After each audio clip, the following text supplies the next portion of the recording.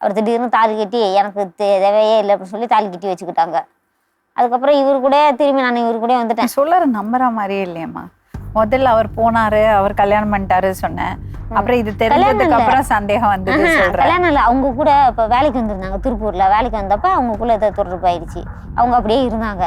திரும்பி வீட்டுக்கு வருவாங்க, அவங்க அம்மா வீட்டில் இருப்பாங்க, நாங்கள் தனியாக இருக்கிறோம். அவங்க அம்மா வீட்டில் இருப்பாங்க, அங்கே சாப்பிடுவாங்க இருப்பாங்க, அப்படி இருந்துக்கிட்டு இருந்தோம். திரும்பி உங்கள் கூட பழக்கத்தில் இருக்கவும் திரும்பி வேண்டாம் அப்படின்னு சொல்லிட்டு நீ உன் லைஃப்பை பார்த்துக்க, நான் என் லைஃப்பை பார்த்துக்கிறேன் அப்படின்னு சொல்லி கல்யாணம் பண்ணிக்கிட்டாங்க. அதுக்கப்புறம் இவர்கிட்ட நான் மறுபடியும் இது மாதிரி எனக்கு பிரச்சனை எல்லாம் இருக்குது சொன்னேன். இவர் சரி ஓகே நானே பண்ணிக்கிறேன் வா அப்படின்னு சொன்னார்.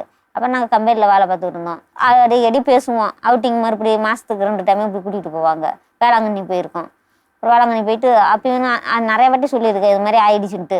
அப்புறம் நேர்லேயே கூட்டிகிட்டு போய் காமிச்சிருக்கேன். அவங்க தான் வீட்டுக்காரர், இவங்க தான் குழந்தை, எனக்கு இப்படித்தான் வேணும்னா பண்ணிக்க, வேணான்னா விட்டுடு, எனக்கு அம்மா அப்பாலாம் இல்லை, எனக்கு கஷ்டப்படுத்தாத, லாஸ்ட்டு மட்டும் கூட இருப்பேன்னா என் கூட இரு, இல்லைன்னா வேண்டாம், இப்போயே விட்டுட்டு போயிட்டு நான் அவருக்கு ஹாஸ்டலே இருந்தால் நான் அவருக்கு நிம்மதியாக இருப்பேன், யாருக்கும் எந்த தொலையும் நான் தரல, வேணும்னா பண்ணு, வேணான்னா நிறைய வாட்டி நான் கேட்டிருக்கிறேன். இல்லை பண்ணிக்கிறேன் உனக்கு டவுட் இல்லைன்ட்டு.